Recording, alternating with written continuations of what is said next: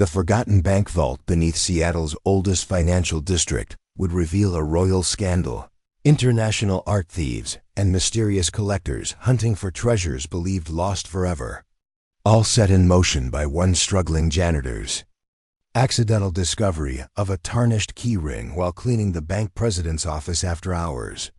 Before we jump back in, tell us where you're tuning in from, and if this story touches you, make sure you're subscribed, because tomorrow I've saved something extra special for you. The harsh fluorescent lights cast long shadows across the polished marble floors as Elena Mercer pushed her cleaning cart through the empty hallways of Heritage Trust Bank. At 38, with premature silver streaks in her dark hair and permanent fatigue, lines around her eyes, Elena never imagined her life would come to this, working the midnight shift, cleaning offices for barely above minimum wage while drowning in medical debt. The faded ID badge clipped to her uniform simply read, "Maintenance Staff," a sanitized corporate term for the woman who emptied trash cans and scrubbed toilets while bank executives slept in their waterfront mansions. Elena adjusted her baseball cap, pulling it lower over her tired eyes as she swiped her keycard to access the executive floor. Not so long ago, Elena had dreamed of a very different path. With a master's degree in art history from the University of Washington and a specialization in Royal European artifacts, she'd worked at the Seattle Art Museum as a research assistant, hoping to eventually become a curator. Her particular expertise was in the vanished Brunswick collection, a legendary set of royal jewelry and ceremonial objects that had mysteriously disappeared during transport in 1912. She'd published several well-received papers on the collection's historical significance and the circumstances of its disappearance. Academic journals had praised her meticulous research methodology and fresh perspective on what many considered a closed historical mystery. But life had taken an unexpected turn. Her son's diagnosis with a rare medical condition had drained their modest savings and forced her to miss work frequently for his treatments. When museum budget cuts came, Elena's position was among the first eliminated. The subsequent years of medical bills and caretaking responsibilities had completely derailed her academic career. Now, 12 years later, she pushed mops through empty bank offices at night, trying to stay alert while the world slept. "Soon things will get better," she would tell her 14-year-old son Lucas during their quiet evenings together. He would smile bravely through his fatigue, but they both recognized the hollow optimism in her words. Elena Mercer had become invisible, just another nameless service worker in a city obsessed with technology, innovation, and success. The executive floor of Heritage Trust housed the offices of the oldest financial institution in the Pacific Northwest. The wood-paneled corridors and oil paintings of stern-faced founders projected stability, tradition, and old money. Elena had been cleaning these offices for nearly 2 years, yet she'd never once met the bank's president, Thomas Hargrove III. Tonight, however, was different. As she wheeled her cart toward the president's corner office, she noticed the door was slightly ajar, light spilling onto the hallway carpet. She hesitated, wondering if she should return later. "Hello, maintenance. I can come back if you're working late," she called softly. No response came from within. Elena pushed the door open wider and found the spacious office empty. Though signs of a hasty departure were evident, a half-empty coffee cup sat cooling on the antique desk. Documents were scattered across the polished mahogany surface, and a suit jacket had been draped carelessly over a leather chair. Preparing and narrating this story took us a lot of time, so if you are enjoying it, subscribe to our channel. It means a lot to us. Now back to the story. Elena entered cautiously, wheeling her cart to the wastebasket beside the desk. As she bent to empty it, her elbow accidentally knocked against a drawer that hadn't been fully closed. It slid open, revealing a small leather pouch that tumbled onto the carpet with a metallic jingle. "Damn it," Elena muttered, hoping she hadn't damaged anything valuable. She quickly picked up the pouch and peered inside. A tarnished brass key ring gleamed in the office light, holding 3 antique-looking keys of different sizes, each with intricate designs worked into their handles. The largest featured an ornate crown motif that immediately caught her attention. Accompanying the keys was a yellowed slip of paper with faded handwriting. Lower Vault 3, Brunswick Assets, authorized. Access only. Elena studied the keys with professional interest, her museum training instantly recognizing their age and craftsmanship. They appeared to be from the early 20th century, with detailed work characteristic of European metalworking traditions. Why would the president of a modern bank keep such antique keys in his desk? Elena knew she should simply return everything to the drawer and continue her cleaning. That would be the sensible, responsible thing to do. But something about the craftsmanship of the keys and the mysterious note sparked the academic curiosity that had once defined her professional life. Without fully considering the consequences, Elena slipped the pouch into her uniform pocket, telling herself she'd return it tomorrow. She just wanted to examine the keys more closely under better light. Besides, the lower levels were part of her cleaning route anyway. What harm could come from a little investigation? A brief moment of historical curiosity in an otherwise monotonous job. The service elevator groaned as it descended to the subterranean levels of Heritage Trust. Most of the building's lower floors housed mechanical rooms, document storage, and the bank's modern vault systems.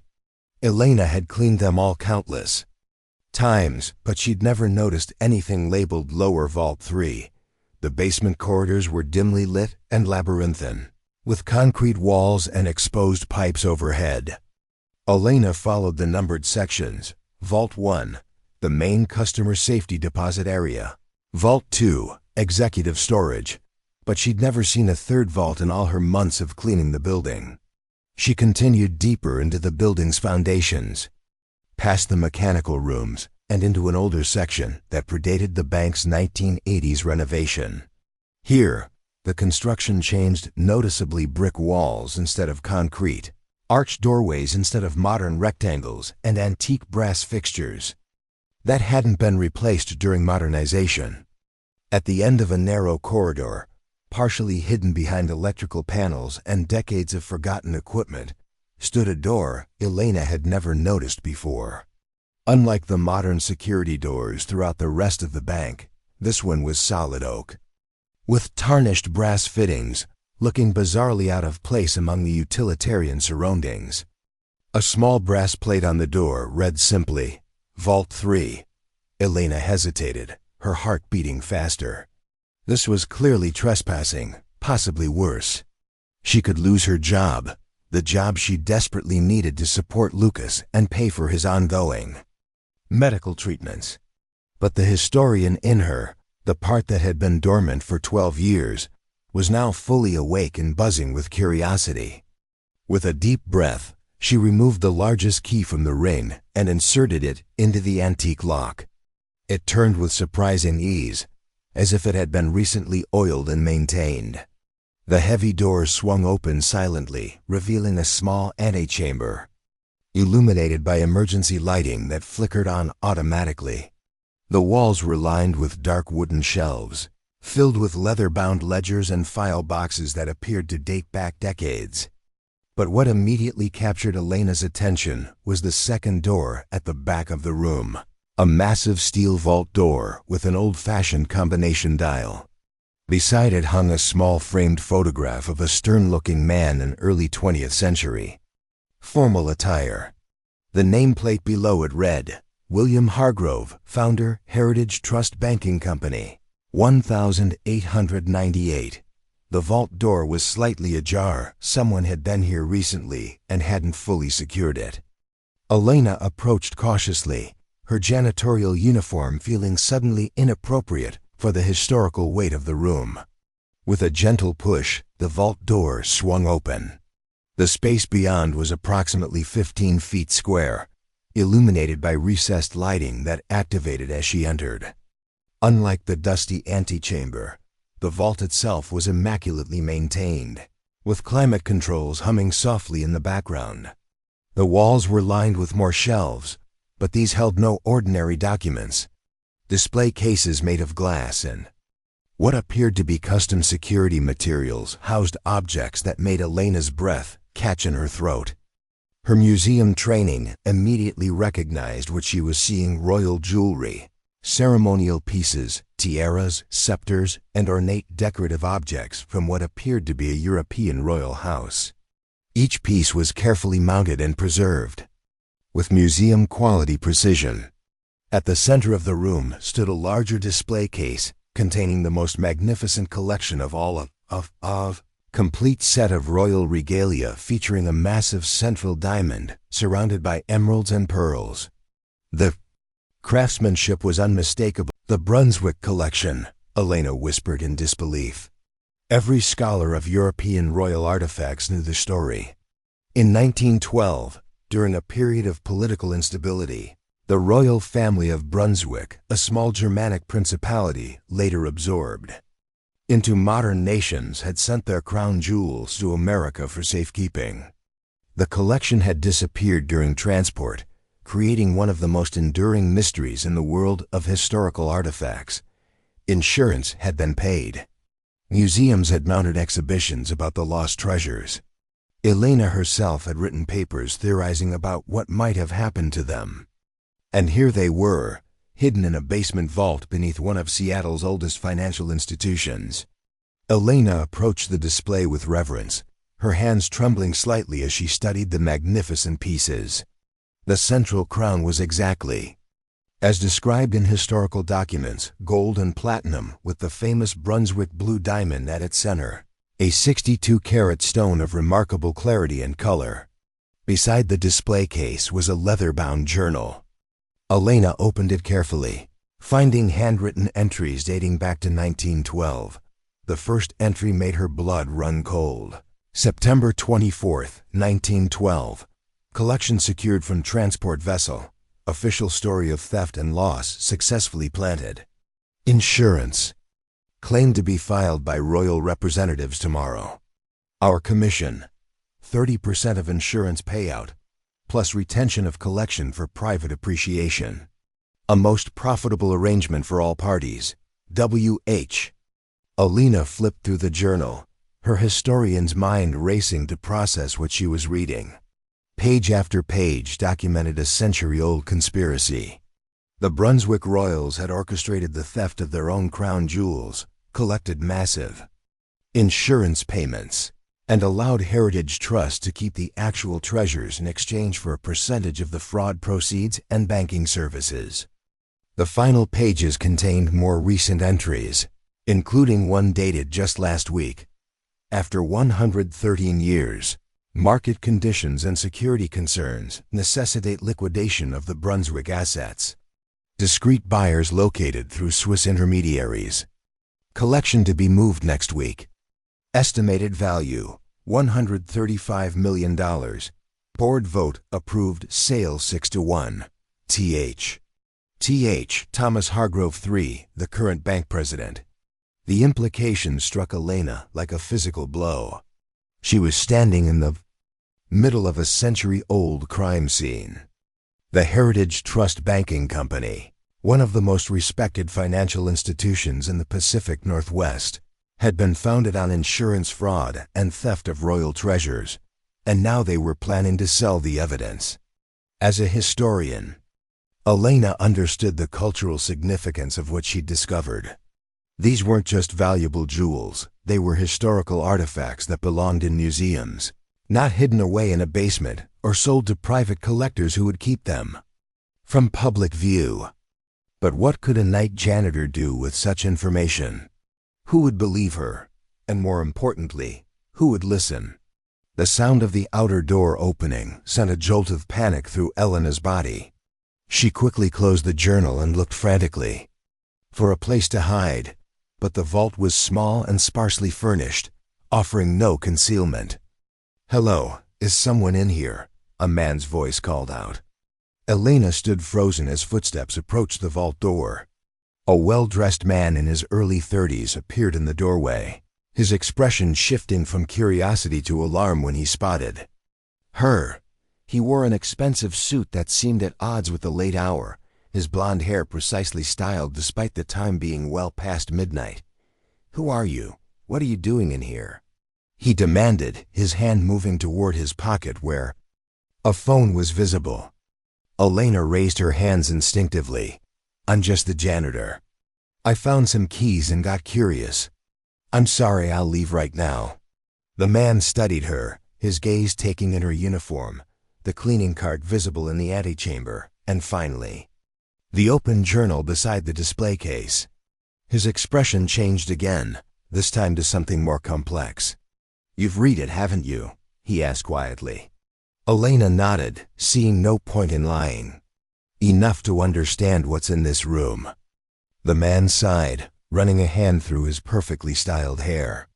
"I'm Michael Hargrove, Thomas's son." Elena felt her heart sink. Of course, a Hargrove family member. She was definitely going to lose her job now, possibly face charges for trespassing. "I'm Elena Mercer. I work the night cleaning shift. I'll just go now." "Wait," Michael said, his voice surprisingly gentle. "What did you think when you read the journal?" The question caught her off guard.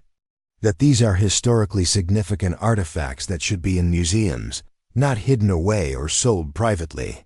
"I used to work at the Seattle Art Museum, actually, in the European Collections Department." Something flickered in Michael's eyes, surprise, perhaps even relief. "You're that Elena Mercer? The one who published the paper on the Brunswick Collection's disappearance and its impact on European royal heritage?" Now it was Elena's turn to be surprised. "You've read my work?" Michael's posture relaxed slightly. "I have a PhD in art history from Yale. Your papers were part of my research on ethical considerations in art repatriation." He gestured around the vault.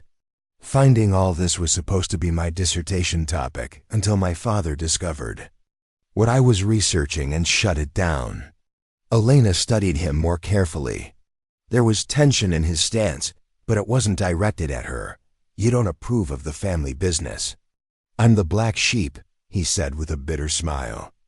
"The one who thinks 100-year-old crimes should be rectified, not compounded by selling stolen treasures to billionaires for their private collections." He approached the central display case, gazing at the magnificent crown. "I've been trying to convince the board to donate these to museums for years. Instead, they've voted to sell them off before anyone discovers the truth." Elena could hardly believe what was happening. "So you're not going to call security on me?" Michael shook his head. "Actually, I think you might be exactly what I need right now, someone with museum credentials who can authenticate these pieces. Someone outside the family with credibility in the historical community." He studied her with new interest. "Why are you working as a janitor if you have expertise in historical artifacts?" Elena felt the familiar weight of her personal struggles pressing down on her. "Life happens. My son got sick, a rare autoimmune condition. The museum had budget cuts. By the time things stabilized, my career was derailed and I had medical bills to pay." Michael nodded with unexpected understanding. "Sometimes our lives take unexpected turns." He pulled out his phone and checked the time. "My father's in Switzerland until Friday, finalizing the sale arrangements. That gives us 3 days to document everything in this room and figure out how to prevent these treasures from disappearing into private hands forever." Elena could hardly process what he was suggesting. "You want me to help you?" "I want us to help each other," Michael sighed. "You get your career back on track with the discovery of the century. I fulfill my ethical obligation to my field and finally break free from family pressures to join the banking business." He extended his hand. "Partners?" Elena stared at his outstretched hand, her mind racing. This was madness, risking her steady job, however humble, on a scheme involving stolen royal treasures and family betrayal. Yet she couldn't deny the pull of her former passion, the chance to make a real difference in the historical world. And beyond that practical consideration was something more personal. For 12 years she'd felt invisible, insignificant. Here was a chance to reclaim something of her former self, to show Lucas that his mother could be more than just a woman who cleaned up after others. She reached out and shook Michael's hand. Partners. As they stood surrounded by the glittering evidence of a century-old conspiracy, neither of them could predict how their lives would transform over the next 72 hours, or how the forgotten treasures of a long-vanished European principality would rewrite both history and their own personal narratives. The discovery that had begun with a single antique key ring would unlock not just a hidden vault, but a doorway to redemption that Elena had long believed permanently closed to her. Michael Hargrove paced the small vault, his Italian leather shoes clicking against the polished floor as he formulated a plan. Elena watched him, still processing the bizarre turn her night had taken. Less than an hour ago, she'd been emptying trash cans. Now she was partnering with a Hargrove heir to expose a century-old crime involving royal treasures. "We need to document everything," Michael said, pulling out his phone and switching to camera mode. "Comprehensive photos, detailed notes, exact measurements. We need to establish provenance beyond any doubt." Elena nodded, professional instincts kicking in despite years away from museum work. "We should catalog the collection piece by piece, cross-referencing with historical descriptions from the period. In reality, I've been gathering evidence, waiting for the right moment. And what makes this the right moment?" "This," Michael said, showing her his phone screen. It displayed an email from Thomas Hargrove III to the bank's board members. "Sale finalized. Transfer scheduled for Friday night. After 113 years, this chapter of bank history will be permanently closed. Before we jump back in, tell us where you're tuning in from, and if this story touches you, make sure you're subscribed, because tomorrow I've saved something extra special for you." "They're selling everything in 3 days," Elena said. The timeline suddenly clear. To private collectors, a syndicate of ultra-wealthy individuals who specialize in acquiring items that technically shouldn't exist on the market, Michael confirmed. Items that can never be displayed publicly or acknowledged officially. The sale price is rumored to be around $135 million. Elena whistled softly, looking around at the glittering treasures. Even with her academic background, she'd never been in the presence of so much historical wealth. Who's the buyer? That's part of the problem. The sale is being brokered through Meridian Holdings, a shell company specializing in discreet transfers of controversial items, art looted during wars, antiquities from restricted countries, historically significant pieces that should be in museums. Their client list is a who's who of billionaires who collect things no one should own privately. Elena approached the central display containing the Brunswick crown. Under the museum-quality lighting, the massive center diamond through blue-tinted refractions across the vault walls. This alone should be in the Smithsonian or the Metropolitan Museum. It's not just a valuable jewel, it's a piece of history. "That's why I've been fighting this," Michael said, his voice taking on an edge of passion. "These pieces tell stories about our past. Private collectors buy them as status symbols or investments. They lock them away in private vaults where no one can study them, appreciate them, or learn from them." Elena began examining the collection with a professional eye, noting details that only someone with specialized training would recognize. The craftsmanship on these pieces is extraordinary. Look at the filigree work on this ceremonial scepter. It's a technique from the Brunswick Royal Workshops. There are maybe 3 living experts who could even identify this properly.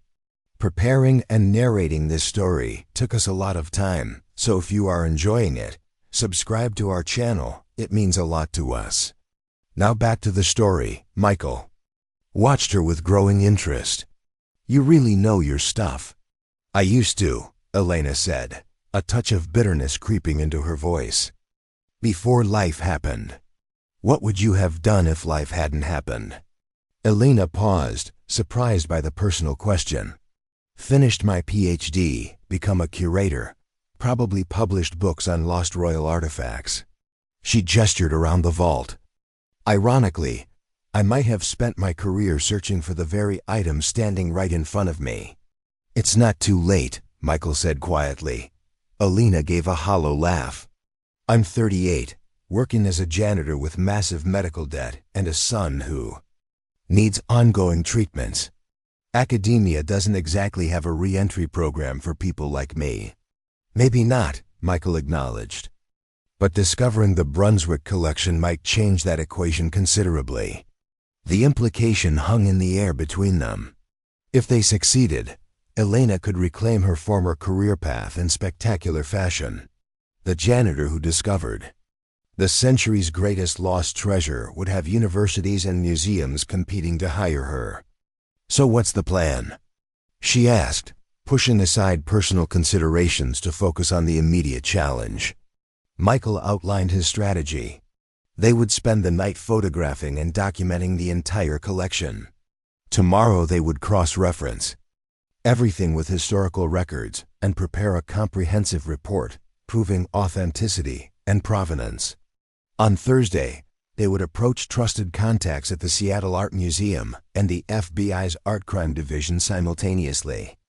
We need to move quickly but carefully, Michael warned. If my father suspects what we're doing, he'll accelerate the sale timeline, and these treasures will disappear forever. And the bank will do everything possible to discredit us both. Elena nodded, understanding the stakes. I should be able to access the vault for the next 3 nights without raising suspicions. Cleaning this area is part of my regular route. They worked through the night with focused intensity, documenting each piece in the collection. Elena's academic training proved invaluable as she identified specific historical techniques, maker's marks, and period-appropriate craftsmanship that would help authenticate the collection. As dawn approached, Michael gathered his notes and backup storage devices containing thousands of high-resolution photographs. I need to get these secured before the workday starts. My apartment has a safe that not even my family knows about. Elena checked her watch.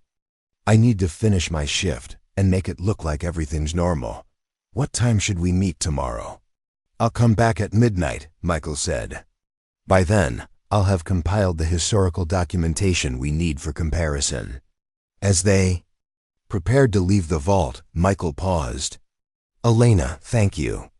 I've been trying to figure out how to stop this sale for months, but I needed someone with your expertise. Don't thank me yet, she replied, carefully locking the vault door. We still have to convince authorities to act on evidence obtained through somewhat questionable means. You mean trespassing and family betrayal? Michael said with a wry smile. Those would be the questionable means, yes. As they parted ways in the basement corridor, neither noticed the security camera discreetly mounted in the ceiling corner, or the red light indicating it was actively recording. Elena completed her shift, meticulously cleaning the executive floors as if it were any other night. She moved through the motions automatically, her mind still processing what she'd discovered. The historian in her was electrified by the significance of the Brunswick collection. The mother in her calculated what such a discovery might mean for Lucas's future. By the time she arrived at her modest apartment in Rainier Valley, exhaustion had overtaken excitement. She barely had energy to shower before collapsing into bed, setting her alarm for 2:00 p.m. to give herself time before her next shift. When she awoke, the events of the previous night seemed almost dreamlike. Had she really discovered the Brunswick collection? Had the son of one of Seattle's wealthiest banking families really enlisted her help in exposing his family's century-old crime? A text message on her phone confirmed it wasn't a dream. Research compiled. Meeting confirmed for midnight. Bring any historical references you can access. M.H. Elena spent the afternoon at the Seattle Public Library using their computers. To access academic databases she still had login credentials for. She downloaded every scholarly article about the Brunswick collection she could find, including her own papers from years earlier. As she scrolled through her old work, she felt a pang of regret for the career path she'd abandoned. Her writing showed promise, methodical analysis, and genuine passion for historical preservation. What might she have accomplished if circumstances had been different? At 5 p.m., she called Lucas at his friend's house where he was spending the day. "Hey, Mom." His teenage voice carried both affection and the slight impatience that had grown between them as he'd entered adolescence. "How are you feeling today?" she asked, trying to sound normal despite the extraordinary secret she was keeping. "Pretty good. The new medication doesn't make me as tired. Mrs. Rodriguez made us enchiladas." "That's great, honey. Did you take your afternoon dose?" "Yes, Mom," Lucas said with the long-suffering tone of teenagers everywhere. "Oh, and I got that scholarship application for the science camp finished."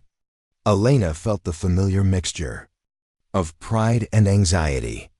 Lucas was brilliant with dreams of becoming a medical researcher, perhaps inspired by his own condition, but even with scholarships, the financial burden of his educational opportunities was daunting. "That's wonderful, sweetheart. I'm really proud of you." "Mom, you sound weird. Is everything okay?" Elena hesitated. How could she explain that her janitor mother might have just made the historical discovery of the century? That within days, their lives might change dramatically? "Everything's fine, just tired. Hey, what if we did something special this weekend? Maybe the museum?" Lucas's laugh held genuine amusement. "The museum? We haven't done that since I was like 10. "Maybe it's time to revisit old traditions," Elena said, smiling at how perfectly this aligned with her current situation. "You used to love when I could tell you the real stories behind the exhibits. That was pretty cool," Lucas admitted. She clocked in, collected her cleaning cart, and began her usual routine. But internally, she was hyper-aware of every security guard, every camera, every employee working late. At 11:55 p.m., she steered her cart toward the basement, taking the service elevator down with practiced nonchalance. The corridors were empty, the mechanical hum of the building systems providing cover for her footsteps. Michael was already waiting by the vault door, dressed in casual but expensive clothing that looked incongruously formal in the utilitarian basement. He carried a leather messenger bag bulging with documents. "Any problems?" he asked as she approached. "Nothing obvious," Elena replied, inserting the ornate key into the lock. "But I can't shake the feeling we're being watched." The vault opened, just as it had the previous night, the climate-controlled interior preserving the priceless artifacts in pristine condition. Michael immediately began unpacking his research materials, spreading them across a small work table. In the corner, "I've compiled everything," he said, his academic thoroughness evident in the organization of his materials. Original auction catalogs from 1908, showing when the Brunswick family acquired certain pieces.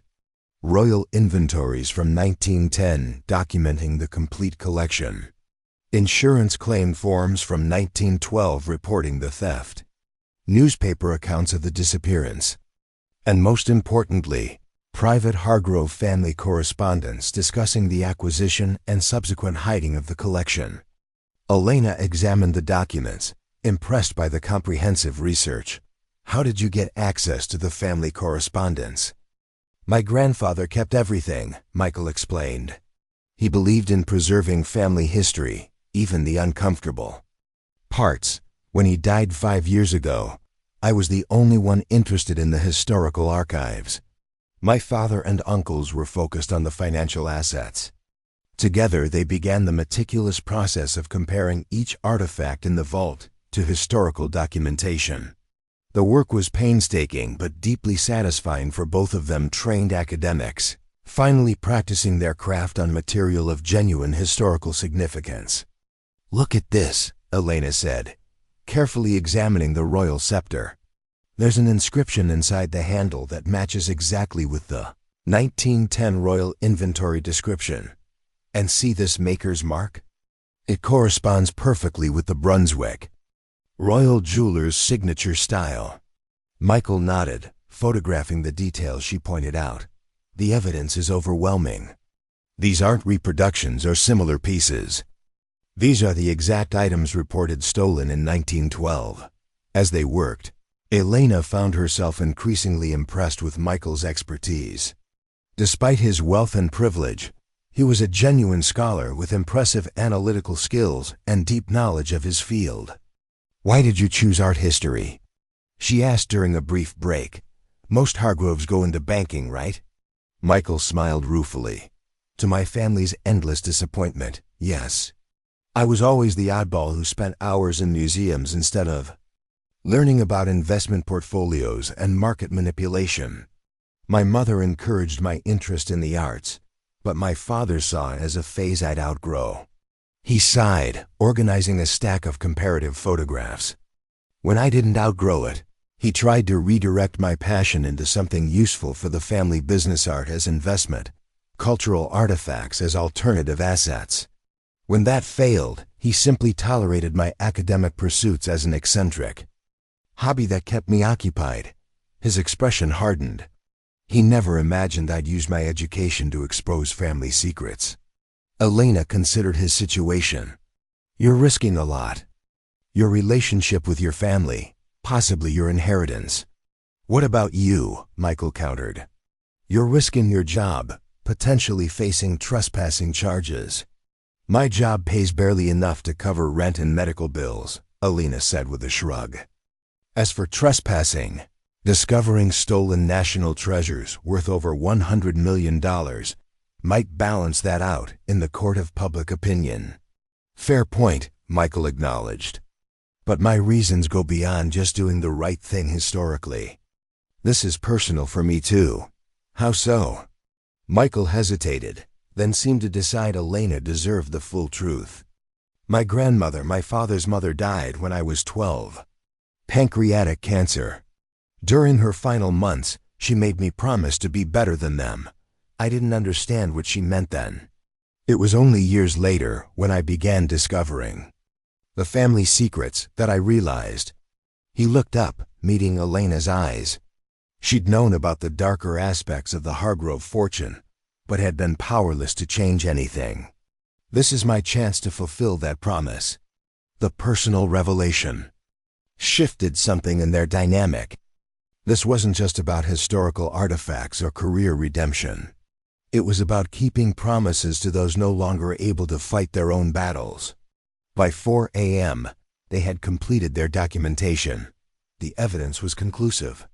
The vault contained the authentic Brunswick collection, stolen in a staged theft orchestrated by the Hargrove family in collusion with Brunswick royals in 1912. "What happens tomorrow?" Elena asked as they carefully returned everything to its original position. "I contact Dr. Reynolds at the Seattle Art Museum," Michael said. "She's a curator in the European Collections Department and has been outspoken about the ethical issues surrounding privately held artifacts. She knows how to approach this from the museum perspective. And I'll reach out to Professor Martinez at U," Elena added. "He was my advisor before I left academia. He has connections with the FBI's art crime team." "Perfect," Michael agreed. "We'll need law enforcement involved given the legal implications. But museums need to be part of the conversation about the ultimate disposition of the collection." As they prepared to leave, a notification chimed on Michael's phone. His face went pale as he read the message. "What is it?" Elena asked, immediately alert to his change in demeanor. "My father. He's returned early from Switzerland." He looked up, his expression grave. "There's an emergency bank board meeting tomorrow at noon. The subject is accelerated timeline for asset liquidation." "They're moving up the sale," Elena realized. "But how would they know to do that unless they know someone's been in the vault?" Michael finished. "We need to move faster than we planned. Meet me at the Seattle Art Museum tomorrow at 10 a.m. North Entrance." They carefully secured the vault, erasing all evidence of their presence. As they parted ways in the basement corridor, Elena couldn't shake a growing sense of foreboding. If the Hargroves suspected their secret was in danger, what measures might they take to protect a century of deception? The next morning, Elena called in sick for the first time in 2 years of employment. Her supervisor sounded surprised but didn't question it. Elena had accumulated weeks of unused sick time. She spent the early morning organizing their evidence, making backup copies, and preparing a concise summary of their findings. By 9:30 a.m., she was on the bus heading toward the Seattle Art Museum, the familiar route bringing back memories of her former daily commute. The museum rose before her, its grand facade a reminder of the career path she'd once walked. How many times had she climbed these steps as a young researcher, full of ambition and academic promise? Now she returned as a janitor with an explosive discovery that could reshape her future. Elena checked her watch. 9:58 a.m. She scanned the crowds gathering at the north entrance, looking for Michael's distinctive figure. Museum visitors milled about. Tour groups assembled, but there was no sign of the Hargrove heir. At 10:15, she tried calling his cell phone. The call went straight to voicemail. By 10:30, anxiety had bloomed into genuine concern. Michael had been meticulously punctual in their previous meetings. His absence now, without communication, suggested something had gone very wrong. At 10:45, Elena's phone rang with an unknown number. She answered immediately, hoping it was Michael. "Ms. Mercer?" A female voice asked. "This is Detective Sarah Chun with the Seattle Police Department. I'm calling about Michael Hargrove." Elena's heart sank. "Is he all right?" "Mr. Hargrove was involved in a car accident this morning. He's at Harborview Medical Center. During admission, he repeatedly asked staff to contact you." "Is he?" Elena couldn't finish the question. "He's in stable condition, but sedated. He suffered a concussion and a broken arm. The doctors expect a full recovery, but he'll be hospitalized for at least several days." "I'll be right there," Elena said, already moving toward the nearest bus stop. "Ms. Mercer," the detective continued, "Mr. Hargrove was also quite insistent about something else. He kept mentioning evidence and Friday night. Does that mean anything to you?" Elena hesitated, unsure how much to reveal. "We're working on a research project together. Friday was an important deadline." "I see," Detective Chun said, her tone suggesting she found this explanation incomplete. "One more thing, Ms. Mercer. The vehicle that struck Mr. Hargrove didn't leave typical accident evidence. I'll be at the hospital as soon as possible." As Elena hurried toward Harborview Medical Center, her mind raced through their options. With Michael incapacitated, the responsibility for exposing the Hargrove conspiracy fell solely to her. Night janitor with a complicated past and questionable access to the evidence they'd collected. Friday night was less than 48 hours away. If she failed to act, the Brunswick collection would disappear into private hands forever, and a century-old crime would remain unexposed. Worse, Michael's sacrifice would be in vain. For 12 years, Elena had accepted her diminished circumstances, believing her chance to make a meaningful contribution to history had passed. Now, standing at this unexpected crossroads, she realized that her greatest professional challenge lay not behind her, but directly ahead. The janitor who had discovered the century's greatest lost treasure would now have to become its unlikely savior, facing down one of Seattle's most powerful families with nothing but historical knowledge and a newfound determination to reclaim both the stolen artifacts and her own derailed potential. Harborview Medical Center buzzed with the controlled chaos typical of major urban hospitals. Elena navigated the crowded lobby, her mind racing through contingency plans as she approached the information desk. After identifying herself, she was directed to the third floor where a uniformed police officer stood outside one of the private rooms. "I'm Elena Mercer," she explained to the officer. "Detective Chun called me about Michael Hargrove." The officer checked her ID, then nodded. He's resting. Doctor says visitors are limited to 5 minutes. Inside the room, Michael looked unervingly vulnerable against the white hospital sheets. His right arm was in a cast, and a bandage wrapped around his head. Various monitoring equipment beeped softly beside his bed. His normally perfect appearance was disheveled, with bruising visible along his left jawline. "Michael," Elena said, quietly, approaching the bedside. His eyes fluttered open, taking a moment to focus. Recognition dawned slowly. "Elena, you came." "Of course I came. What happened?" Michael glanced toward the door, then lowered his voice. "It wasn't an accident. Black sedan, tinted windows. It swerved deliberately onto the sidewalk as I was leaving my apartment." He winced as he tried to shift position. "They took my messenger bag with all the documentation. My phone, too." Elena felt cold dread settling in her stomach. "Your father?" "Most likely his security team. The Hargrove family doesn't handle threats themselves. They outsource the unpleasantness." Despite his condition, anger flashed in Michael's eyes. "The board meeting must have been about us. Someone saw us in the vault. The security cameras," Elena realized. "I should have checked for surveillance." "It doesn't matter now," Michael sighed. "What matters is they're accelerating the timeline. According to my cousin, who still talks to me, the Brunswick collection is being moved tonight, not Friday." "Tonight?" That changed everything. Elena checked her watch. It was just past noon. We've lost all our documentation. How can we prove what we found? Before we jump back in, tell us where you're tuning in from. And if this story touches you, make sure you're subscribed, because tomorrow I've saved something extra special for you.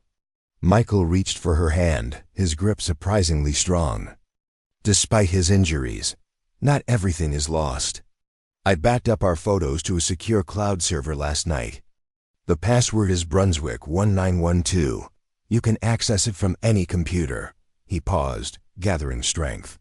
And I made one call before they hit me to Dr. Reynolds at the museum.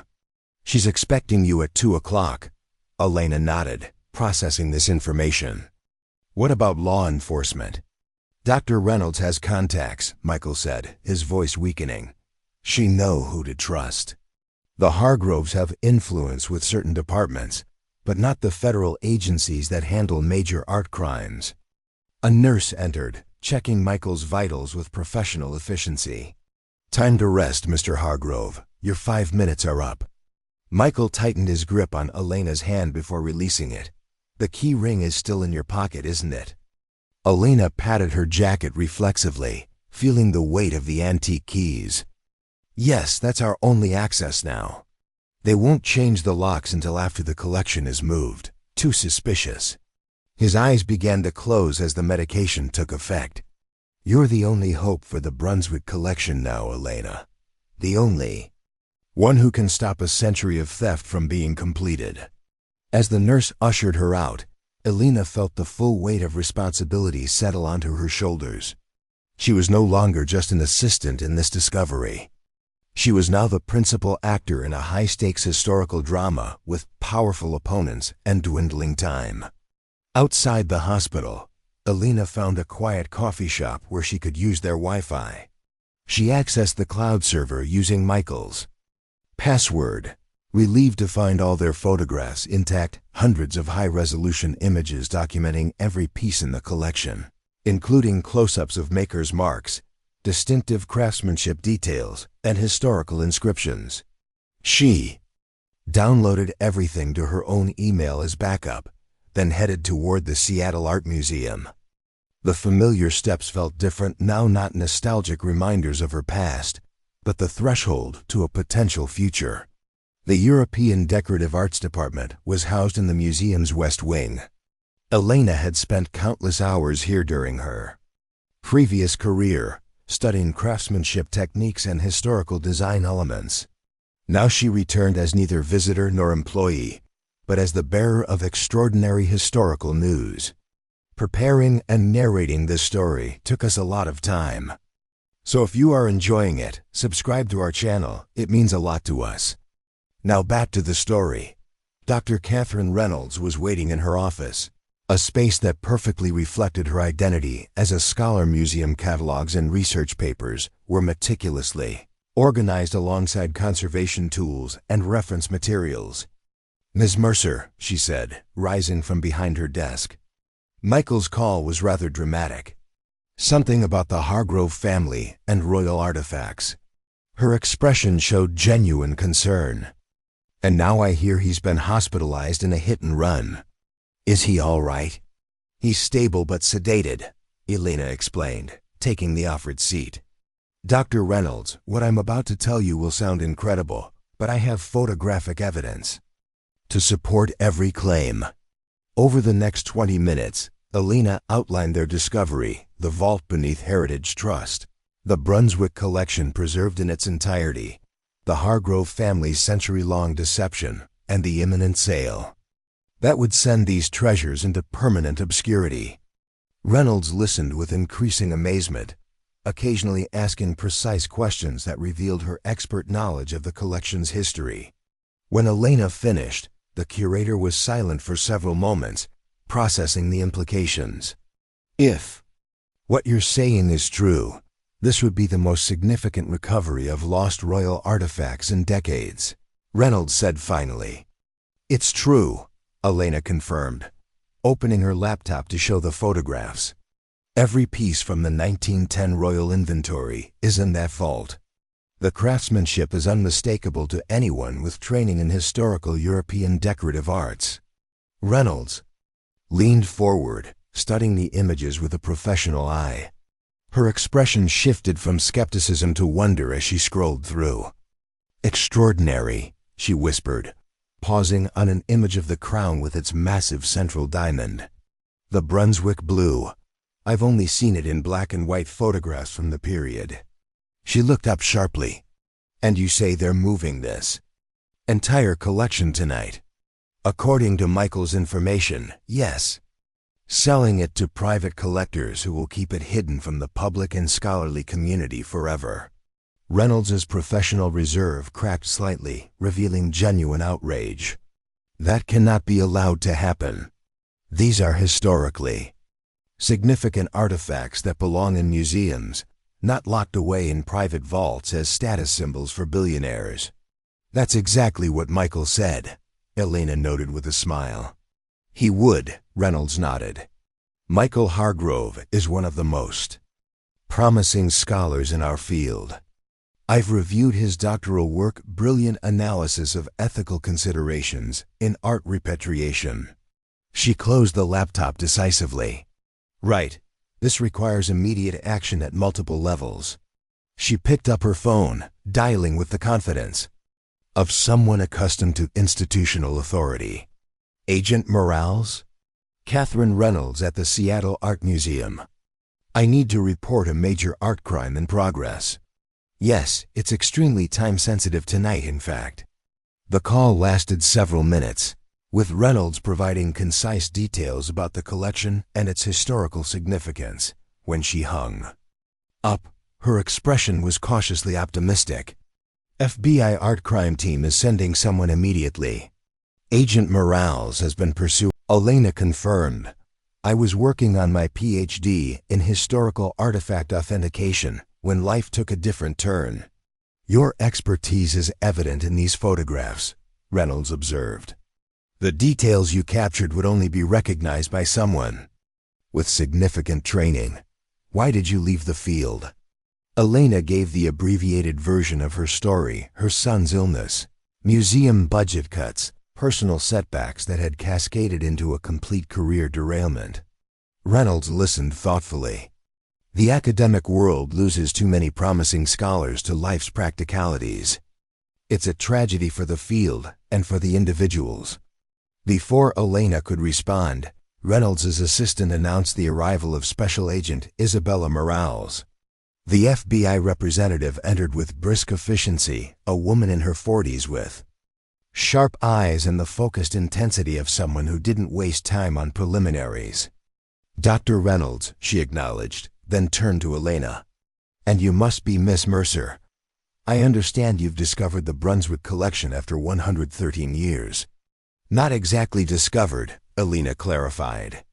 More like stumbled upon a century-old crime scene. Agent Morales smiled slightly. In my experience, most major art recoveries begin with someone stumbling onto something they weren't supposed to see. Show me what you found. For the second time, Elena presented the evidence, this time with Reynolds adding historical context about the collection's significance. Morales asked pointed questions about the Hargrove family, the vault security, and the planned sale. Meridian Holdings, she repeated when Elena mentioned the broker. We've been tracking their operations for years. They specialize in moving controversial artifacts between ultra-wealthy collectors, always staying just at the edges of legality. This would be their largest transaction to date. Can you stop the sale? Elena asked. With this evidence, we can certainly intervene, Morales confirmed. But timing is critical. If the collection is moved from its current location, recovery becomes much more complicated. They're moving it tonight, Elena emphasized. Then we need to act immediately. Morales made several calls, mobilizing a team and coordinating with the Financial Crimes Division that had jurisdiction over the insurance fraud aspects of the case. As the federal response machinery began moving, Elena realized a crucial factor remained unaddressed. I still have the key ring, she said, pulling it from her pocket. Without these, they can't access the collection easily. Morales studied the ornate keys. That could be extremely useful, especially if we can control access to the vault until we secure a warrant. I'm scheduled to work tonight, Elena said. I could ensure the area remains under observation. Reynolds and Morales exchanged glances. That's a significant risk, the curator warned. If the Hargroves targeted Michael, they wouldn't hesitate to harm you as well. I'm aware of the risk, Elena acknowledged. But I'm also aware of the stakes. This isn't just about recovering stolen artifacts. It's about historical justice and ensuring these treasures don't disappear from public access forever. After further discussion, they developed a plan. Elena would report for her normal shift, maintaining her regular cleaning routine while monitoring the basement area. Agent Morales would position her team discreetly around Heritage Trust, ready to intervene when the Hargrove representatives arrived to move the collection. Meanwhile, other agents would be preparing the legal documentation necessary for seizure of the artifacts. As the meeting concluded, Reynolds drew Elena aside. Whatever happens tonight, you've already performed an invaluable service to the historical community. If there's anything I can do to support you professionally after this is resolved, please don't hesitate to ask. The offer, coming from a respected curator at one of the West Coast's premier museums, momentarily overwhelmed Elena. For years, she'd considered her academic career irretrievably lost. Now, through an extraordinary chance discovery, paths were potentially reopening. Thank you, she managed. Right now, I'm just focused on making sure the collection is secured properly. Of course, Reynolds agreed, but afterward, I hope you'll consider returning to the field. Expertise like yours shouldn't be lost to budget cuts and life's misfortunes. As Elena left the museum, her phone buzzed with a text from Lucas. Mom, don't forget my doctor appointment tomorrow at 4. You promised you'd be there. The message brought her back to reality.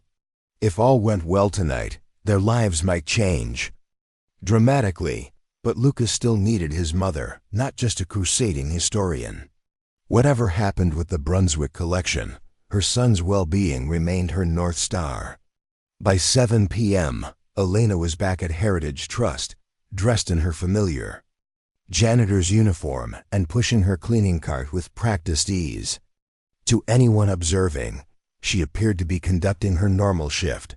Only she knew that an FBI team was positioned around the building, that her phone contained a direct line to Agent Morales, and that the future of priceless historical artifacts depended on her actions over the next few hours.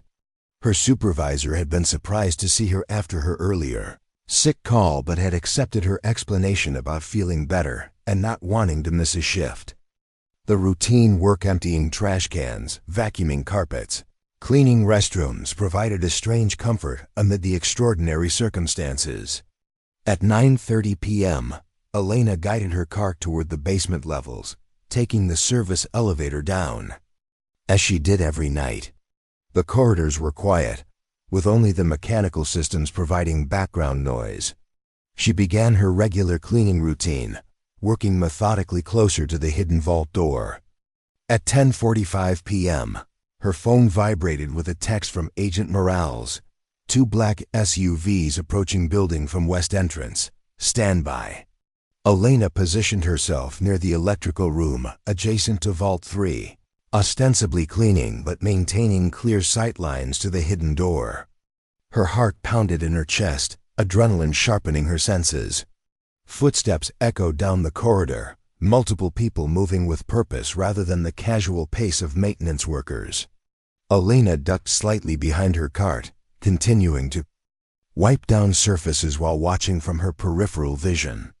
4 men in expensive suits appeared, led by an older gentleman whose bearing radiated authority. Even without an introduction, Elena recognized Thomas Hargrove III from news photographs, Michael's father, and the current president of Heritage Trust Banking Company. Behind him walked 3 younger men carrying specialized equipment cases that Elena suspected contained tools for artifact transport. "Mr. Hargrove," Elena said, straightening up as if surprised by their presence. "Evening, sir. I'm just finishing up here." Hargrove regarded her with the brief dismissive glance of someone accustomed to service personnel being invisible. "Carry on, we won't be long." "Yes, sir," Elena replied, continuing her cleaning while maintaining a clear view of the group. Hargrove approached the hidden door to Vault 3, reaching into his pocket. His expression shifted from confidence to confusion, then alarm. "The keys," he said sharply to one of his associates. "Where are the spare keys?" "You said you had them, sir," the younger man replied, his voice carefully neutral. Hargrove patted his pockets with increasing agitation. "I had them in my office. They're gone."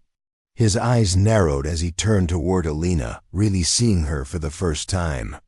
You're not the regular night cleaner for this section." Elena maintained her composure. "I've been working this route for 2 years, Mr. Hargrove." Something flickered in Hargrove's expression, recognition or suspicion. He studied Elena more carefully. "What's your name?" "Elena Mercer, sir." The name clearly meant nothing to Hargrove initially, but one of his associates leaned forward, whispering something in his ear. Hargrove's face darkened. "Mercer, the historian. You're working with my son." Elena abandoned the pretense, standing straighter as she faced the man directly. "Michael and I discovered what your family has been hiding for 113 years. Mr. Hargrove, the Brunswick collection belongs in museums, not private collections." Hargrove's practiced corporate mask slipped, revealing cold fury. "You have no idea what you're interfering with. That collection has been in our family's protection for generations." "Protection?" Elena challenged. "You mean theft? Your great-grandfather stole those artifacts as part of an insurance fraud scheme. And now you're planning to sell them to private collectors who will hide them away forever." "Those artifacts are Hargrove family property," Hargrove insisted, "acquired through legitimate business arrangements with the Brunswick royals. Arrangements that defrauded insurance companies and kept historically significant treasures from the public for over a century." Elena countered. "The documentation is clear. Your family has been concealing evidence of a major historical crime." Hargrove stepped closer, his voice dropping to a, "You're bluffing, am I?" Elena pulled out her phone, showing the active text conversation with Agent Morales. "Federal agents are surrounding this building as we speak. The art crime team has been tracking Meridian Holdings for years. Your buyers are already under investigation." Hargrove stared at the phone, then at Elena, rage and calculation warring in his expression. You have no idea the forces you're challenging. My family has survived far worse threats than a failed academic. Playing detective. Maybe, Elena acknowledged. But can your family survive federal charges of insurance fraud, possession of stolen cultural artifacts, and conspiracy to sell illegally obtained treasures? Because that's what you're facing now. The elevator doors open at the end of the corridor, revealing Agent Morales flanked by 4 additional FBI agents, all wearing jackets with the Bureau's insignia clearly visible. Thomas Hargrove, Morales called, approaching with confident strides. I'm Special Agent Isabella Morales with the FBI Art Crime Team. We have a warrant to search and secure the premises identified as Vault 3 contained the historically significant Brunswick collection. Hargrove's associates exchanged nervous glances, clearly unprepared for federal intervention. Hargrove himself maintained his imposing stance, though Elena could see calculation in his eyes. This is private property, Hargrove stated. These artifacts have been in my family's possession for generations. Possession isn't ownership, Mr. Hargrove, Morales replied, unmoved. Especially when that possession began with documented fraud. We have evidence linking your family to a major insurance scheme dating back to 1912, involving collaboration with Brunswick royal family members to fake the theft of historically significant artifacts. She handed him the warrant, which he read. With increasing agitation. This is absurd. Your lawyers will have ample opportunity to present your case, Morales interrupted. But right now, we're securing these artifacts as evidence in an ongoing federal investigation into art theft, insurance fraud, and attempted sale of culturally protected items. As the agents moved past Hargrove toward the vault door, Elena felt a surreal sense of historical justice unfolding. After 113 years, the Brunswick collection was about to emerge from secrecy into proper historical context. Hargrove sighed, focusing his icy gaze on Elena. You've destroyed a century of family legacy. For what? So these trinkets can sit in museum cases instead of private collections?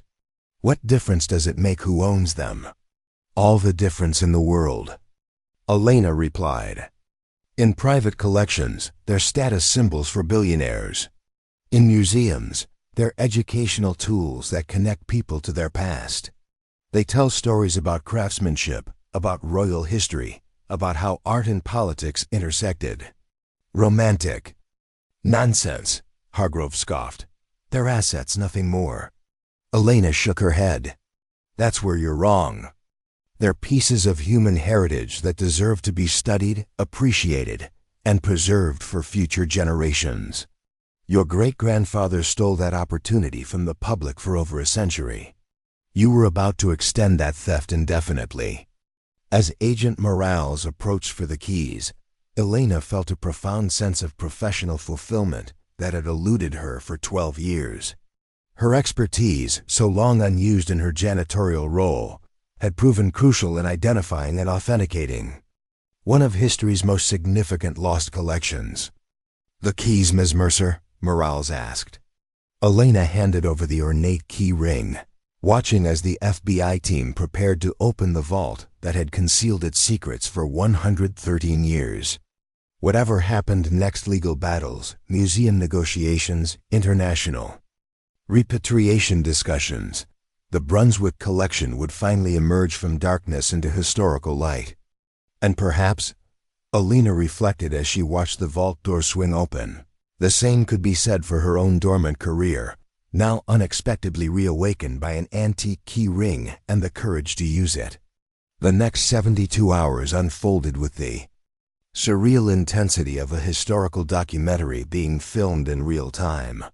Federal agents worked methodically to document and secure every piece in the Brunswick collection, treating the vault beneath Heritage Trust as the major crime scene it truly was.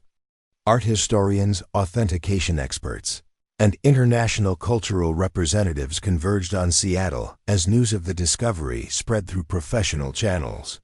Elena found herself at the center of this historical whirlwind, her expertise, suddenly in high demand. The Seattle Art Museum had temporarily cleared space in their conservation laboratory, and Elena worked alongside Dr. Reynolds to catalog the collection properly for the first time in over a century. "The craftsmanship on this ceremonial medallion is extraordinary," Elena observed, examining the piece under specialized lighting. The goldsmith used a combination of techniques that were considered innovative for the period. "You can see the influence of both traditional Brunswick Royal Workshop methods and emerging Austrian styles." Reynolds nodded appreciatively. "Your eye for historical detail remains exceptionally sharp. Ms. Mercer, 12 years away from the field doesn't seem to have dulled your expertise at all." The compliment warmed Elena, reaffirming her sense of professional identity that had been dormant for so long. Working with these artifacts, handling pieces she had once studied only through grainy historical photographs, felt like reuniting with a part of herself she'd believed permanently lost. Meanwhile, the legal machinery of federal prosecution was grinding into motion. Thomas Hargrove and 2 other bank board members had been charged with multiple felonies related to possession of stolen cultural property, conspiracy to sell protected artifacts, and the century-old insurance fraud that had initiated the entire scheme. The Hargrove family had immediately deployed an army of high-powered attorneys, but the evidence was overwhelming. The journal entries documenting the original conspiracy, combined with the family's continued efforts to sell the collection, created a legal nightmare that even the best lawyers would struggle to defend. Before we jump back in, tell us where you're tuning in from, and if this story touches you, make sure you're subscribed, because tomorrow I've saved something extra special for you. On the 3rd morning after the raid, Elena arrived at the museum's conservation lab to find Michael Hargrove waiting for her. He looked pale but determined, his arm in a cast and a fading bruise still visible on his face. "You should be in the hospital," Elena said, genuinely concerned. Michael shook his head. "I checked myself out against medical advice. I couldn't miss this." He gestured toward the laboratory where the Brunswick collection gleamed under specialized conservation lighting. 113 years of family secrets finally exposed. "How are you handling the fallout?" Elena asked gently. "Your father's arrest, the family scandal?" "Better than expected," Michael admitted. "I've spent years preparing myself for this moment, ever since I first discovered hints about the collection in my grandfather's papers." "What about you?" he asked. "From night janitor to historical hero is quite a transformation." Elena smiled self-consciously. "I'm still processing it all.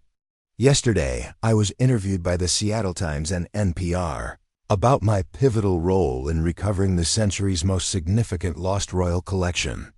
This morning, the University of Washington called to discuss a potential position in their historical authentication program."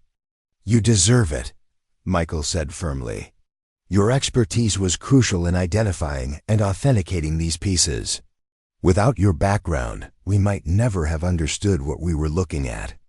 Elena gestured toward a nearby workstation where a stack of his research papers sat. "Your work was equally important. Your family genealogical research provided the context that connected all the historical dots. Preparing and narrating this story took us a lot of time, so if you are enjoying it, subscribe to our channel. It means a lot to us. Now back to the story." Michael's expression turned reflective. "My grandmother would be proud. I think she always believed our family's wealth came with responsibility, not just privilege. This," he gestured around the laboratory, "is fulfilling a promise I made to her 15 years ago." Their conversation was interrupted by Dr. Reynolds, approaching with barely contained excitement. "The director has made a decision. The Seattle Art Museum will be mounting a special exhibition of the Brunswick collection beginning next month. Royal Treasures Rediscovered will tell the complete story: the original craftsmanship, the staged theft, the century of concealment, and the remarkable discovery." "That's wonderful," Elena said. The pieces will finally be accessible to the public and scholars. There's more, Reynolds continued. The museum board has approved the creation. Before either could respond, Reynolds's assistant appeared with urgent news. The representatives from Brunswick Heritage Foundation have arrived. They're waiting in the director's conference room. Though the Principality of Brunswick had long since been absorbed into other European nations, descendants of the royal family had maintained a historical society dedicated to preserving their cultural heritage. News of the collection's discovery had brought them to Seattle with remarkable speed. In the conference room, Elena and Michael found themselves facing three distinguished Europeans, whose formal manners couldn't quite conceal their excitement. The eldest, Baroness Johanna von Brunswick, was in her 60s with aristocratic features and impeccable English. Miss Mercer, Mr. Hargrove, she said, rising to greet them. On behalf of the Brunswick Heritage Foundation, I cannot adequately express our gratitude for recovering these irreplaceable artifacts. For generations, we believed them lost forever. The meeting that followed was both historically significant and personally validating. The Brunswick representatives listened intently as Elena and Michael explained their discovery, asking detailed questions about the collection's condition and the circumstances of its concealment. The historical documentation suggests your ancestors were actually complicit in the original deception, Michael noted carefully. The Hargrove family journals indicate the royal family cooperated in staging the theft to collect insurance money. During a period of financial difficulty, Baroness von Brunswick nodded gravely. Our archives contain hints of this unfortunate arrangement, though the details were deliberately obscured. The early 20th century was a challenging period for many European royal houses. Political instability and changing economic conditions led some to desperate measures. The question now, interjected the museum's director, is the appropriate disposition of the collection. There are multiple legitimate claims to consider. The discussion that followed explored the complex intersection of historical justice, cultural heritage rights, and modern museum practices. The Brunswick representatives had a reasonable claim based on royal provenance. The U.S. government had legal standing due to the fraud component. Insurance companies could theoretically pursue restitution for century-old claims. And various museums had compelling arguments for public display and scholarly access. What if we considered a different approach entirely? Elena suggested. Instead of focusing on exclusive ownership, what about a collaborative international exhibition? Her proposal was bold but practical, a traveling exhibition that would allow the collection to be displayed in multiple countries, accompanied by comprehensive historical context explaining both its royal origins and the remarkable story of its disappearance and recovery. The Brunswick collection could become a case study in cultural heritage preservation. Elena explained, her academic passion fully reawakened. Students and scholars around the world could study not just the craftsmanship of the pieces, but also the ethical questions surrounding their history. By the end of the meeting, a framework agreement had been reached.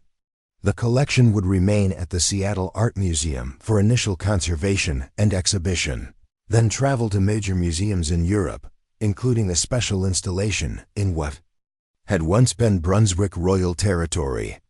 Ownership would be shared between the Brunswick Heritage Foundation and an international cultural trust, ensuring the collection would never again disappear into private hands. As the meeting concluded, Baroness von Brunswick approached Elena privately.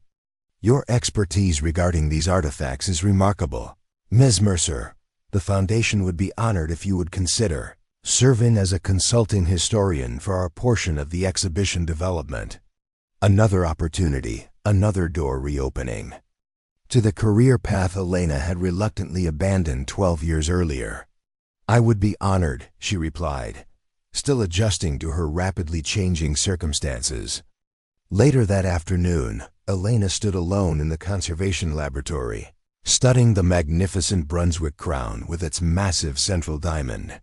The Brunswick blue caught the light, refracting it into countless sapphire patterns across the workbench. Quite something, isn't it?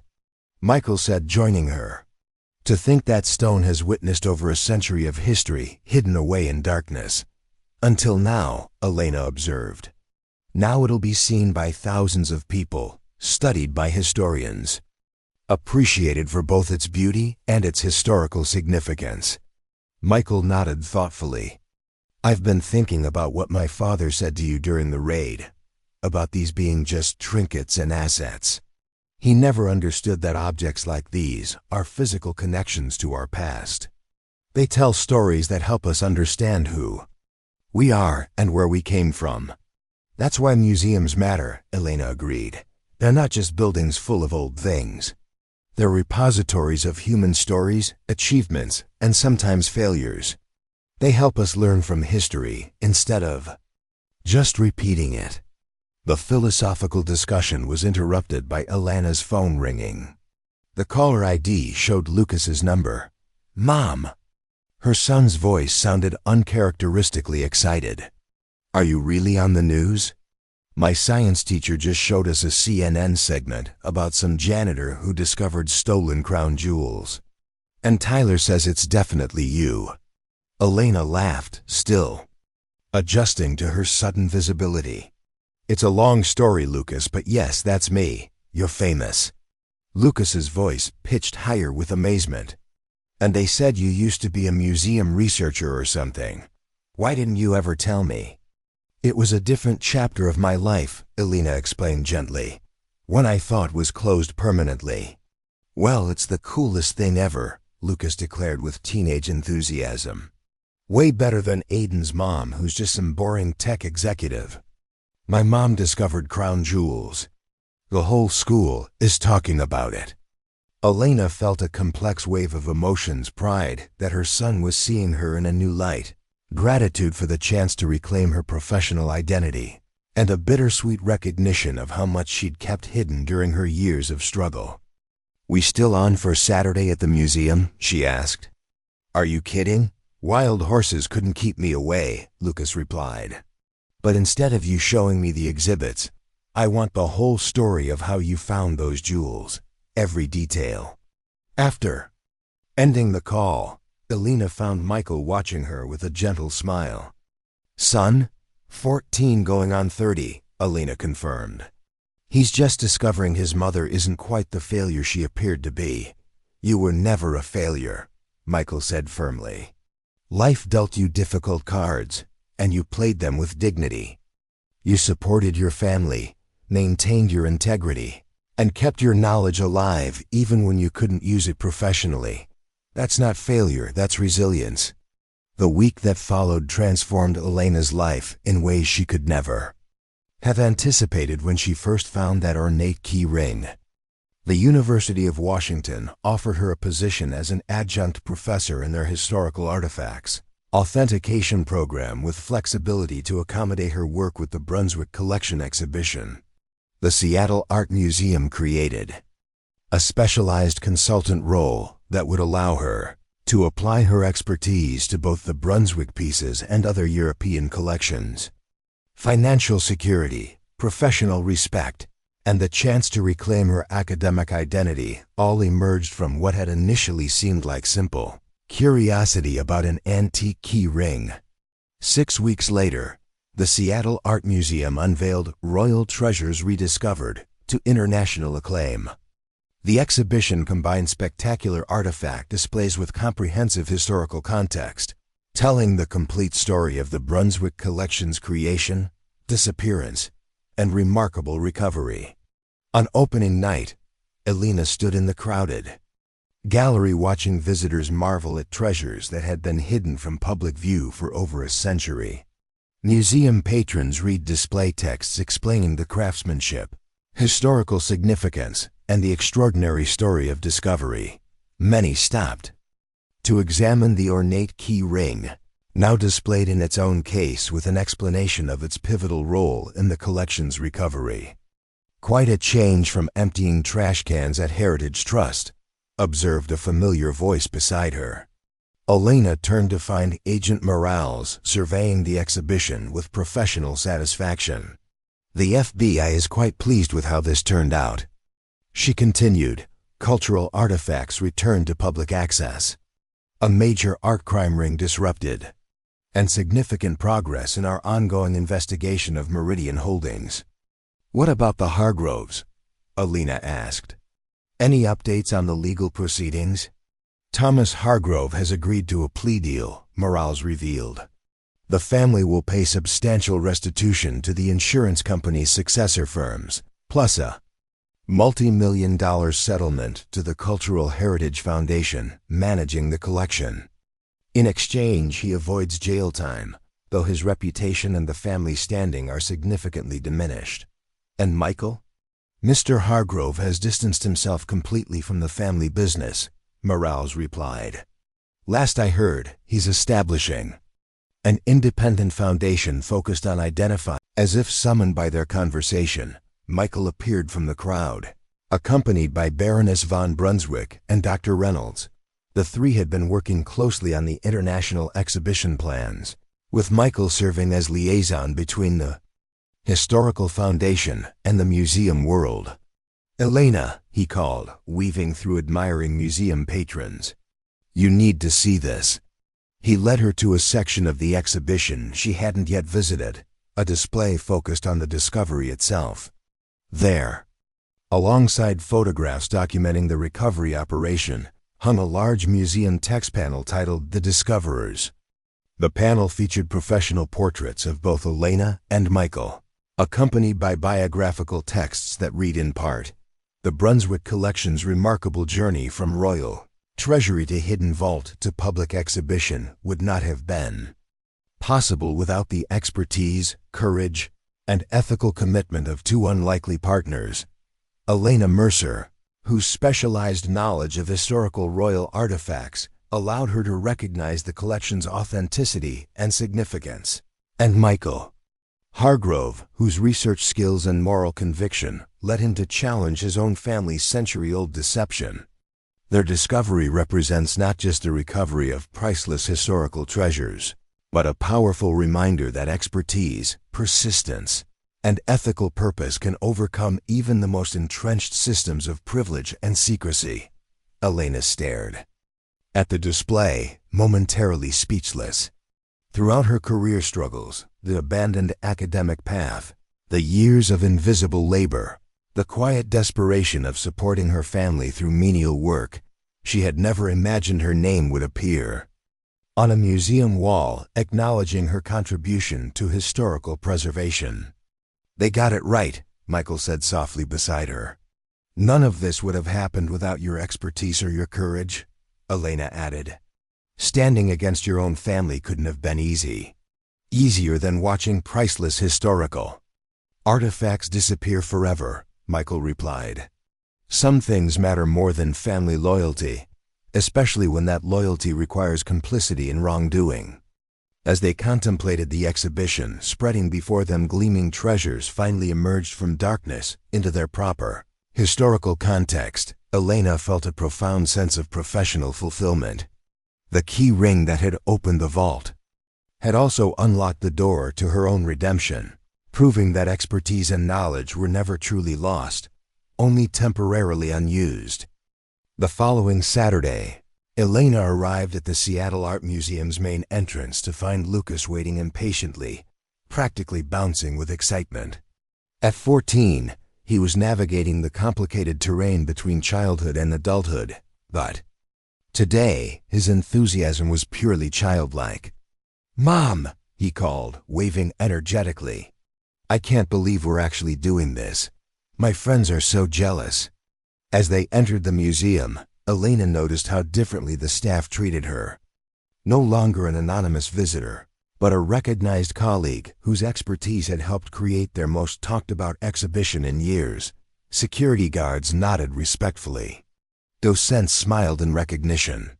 The transformation in her professional standing was still disorienting after years of invisibility. "So this is where you used to work?" Lucas asked as they moved through the grand entrance hall. "Many years ago," Elena confirmed. before you were born. And now you're back, Lucas observed, linking his arm through hers. Full circle. More like a spiral, Elena reflected. Returning to a similar place, but at a different level. As they approached the Royal Treasures exhibition, the crowd thickened noticeably. The discovery had captured public imagination, drawing record attendance numbers. Visitors pressed forward, eager to glimpse treasures that had been hidden for over a century. Near the entrance, Elena spotted a familiar face. Dr. Reynolds was personally conducting a tour for major museum donors, explaining the historical significance of the collection and its remarkable recovery. "Ah, Ms. Mercer," Reynolds called, gesturing her over. "Ladies and gentlemen, we have the extraordinary good fortune to be joined by one of the key figures in this remarkable discovery." Elena found herself suddenly the center of attention as Reynolds introduced her to the wealthy patrons whose donations helped sustain the museum's operations. These were people who would never have noticed her during her years as a janitor, people whose offices she might have cleaned while they slept in waterfront mansions. Ms. Mercer's expertise in historical artifact authentication was crucial in identifying the Brunswick collection, Reynolds explained. Without her specialized knowledge, these treasures might have disappeared into private collections forever. As the donors asked questions about the discovery, Elena answered with the confidence of someone reclaiming her professional identity. Beside her, Lucas watched with undisguised pride, seeing his mother not as the struggling janitor he'd grown up knowing, but as a respected expert whose knowledge had changed the course of history. Later, as they moved through the exhibition at their own pace, Lucas stopped before the display containing the ornate key ring that had started everything. "It's so weird to think that something so small could change so much," he observed. "One key opened that vault, but it also kind of unlocked your whole life, didn't it?" Elena smiled at her son's perceptiveness. "That's a pretty good way of putting it. Do you think people have different keys in their lives?"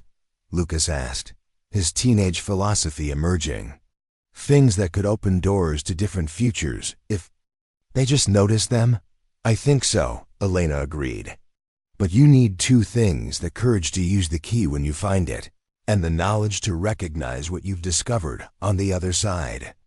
As they continued through the exhibition, Elena reflected on how thoroughly her life had transformed in just a few short weeks. From financial insecurity to professional respect, from invisibility to recognition, from silent expertise to active contribution, all because she'd followed her curiosity about an antique key ring. The journey wasn't just about professional redemption, though.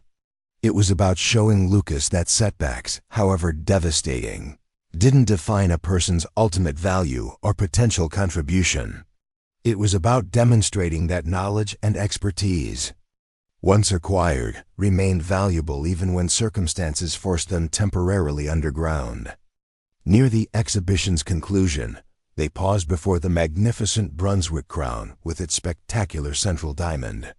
The 62-carat Brunswick blue caught the museum lighting, refracting it into countless sapphire patterns that danced across the display case. "It's beautiful," Lucas whispered. "And now everyone can see it," Elena noted. "Not just some billionaire in a private vault." "That's why this matters," she explained. "These aren't just pretty objects, they're connections to our shared human history. They belong to everyone, in a way, which is why museums exist, to preserve these connections for future generations." As they prepared to leave, Elena's phone chimed with a text message from Dr. Reynolds. "British Museum confirmed for March exhibition. They want you to give the opening lecture as lead authentication expert. Interested?" Another door opening. Another opportunity to apply the expertise she'd maintained through 12 years of professional exile. Elena showed the message to Lucas, whose eyes widened. "London? Mom, that's amazing. Can I come during spring break?" "We'll make it work," Elena promised, already envisioning their first international trip together, not as a struggling janitor and her son, but as a respected historian sharing her professional world with her child. As they exited the museum, Into the crisp autumn air, Elena felt profound gratitude for the strange twist of fate that had placed that ornate keyring in her path. What had begun as simple curiosity had evolved into complete life transformation, proving that expertise was never truly waste, it only waiting for the right moment to prove its value. The janitor who had discovered the century's greatest lost treasure had reclaimed not just priceless artifacts, but her own derailed potential, demonstrating that even the most unlikely places might conceal extraordinary opportunities for those with the knowledge to recognize them and the courage to pursue them. Up next, you've got 2 more standout stories right on your screen. If this one hit the mark, you won't want to pass these up. Just click and check them out. And don't forget to subscribe and turn on the notification bell so you don't miss any upload from us.